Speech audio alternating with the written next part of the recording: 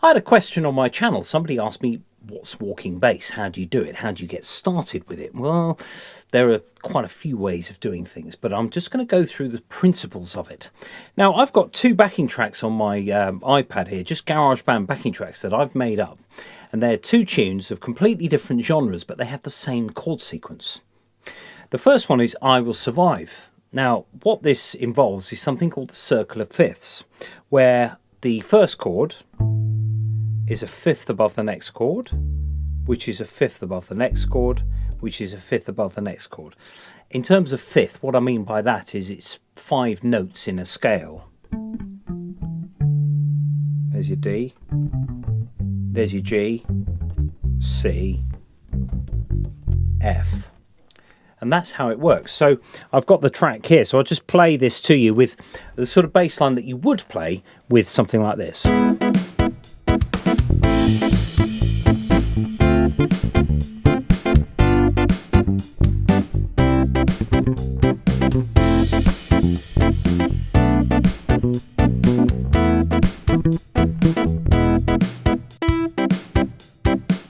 There we are. So I've just created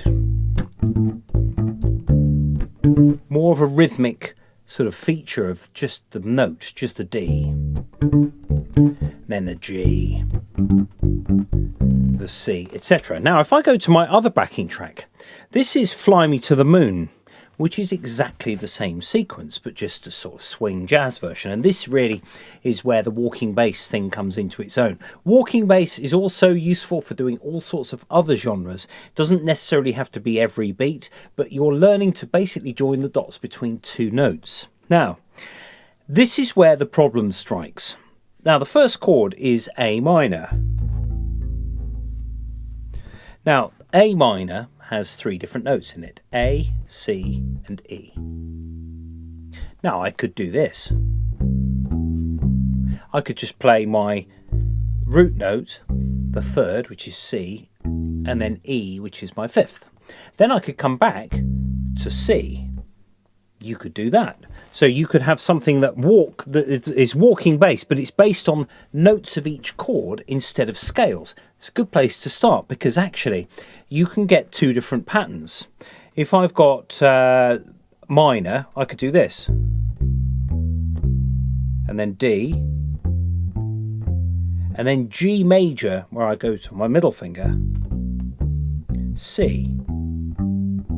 I could do something like that. Here we go.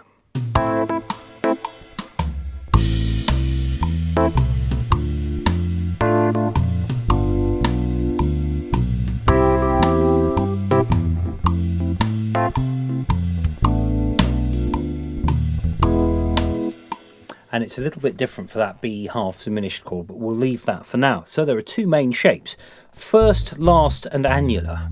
That gives you a minor chord, like that. So D minor. Major, we have the middle finger to start. And then middle finger again. So it's 2 minor chords and then 2 major ones. It's quite a good thing just to practice in of itself. So A minor, D minor, G major, C major, like that. Now, there is another way of doing things, and this is where things get a little bit complicated because although you can use a scale, you've got to be careful that you know that you're going to land on the next bar on the next root note. Now, as you become more sort of advanced with walking bass, you realize that actually you don't really need to land on the root note of the next bar. It's quite free, but it's useful to be able to do this at the start because then you know exactly where you're going. Only when you've got sort of further harmonic knowledge of each chord can you start to sort of play with it a bit. So A to D. If I played a scale of A minor, it would go like this. But I get to that note, the next note, a beat early because I want it on the 5th beat, or I want to play 4 beats on A minor and then begin the next bar, which is the 5th beat on the D. So I'd have to play that note twice. Well, that's not going to really cut it. However, I could add another note that's between those two. And that's a very, very useful way of getting out of that problem. Now, A is here, but there's also an A at the top here. Now, if I work from A down to D, because I've got one more note in my scale, I don't have to do that extra note. I could do, and then I'll land on my D. But I could do essentially a combination of these things. So I could go,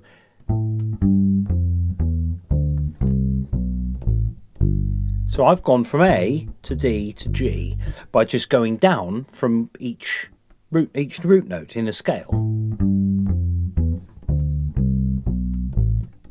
But I can't go any lower because I haven't got any more strings. So those of you with a 5 string, you could have a low C on there. So instead, you're going to have to come back up.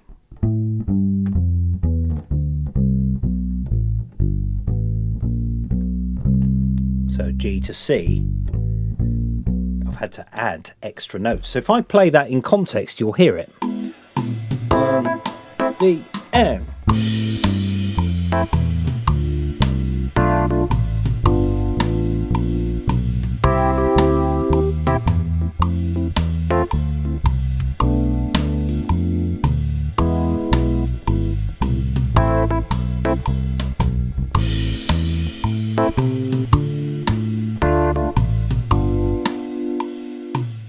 Now I could have also using root and fifth. Remember how I said you could use a chord just now? You could actually use root and fifth, and it's a good way of getting to a different area of the fretboard. But this is really just an introduction to walking bass. It's just making sure that you're aware of where the next chord is and how you're going to get there.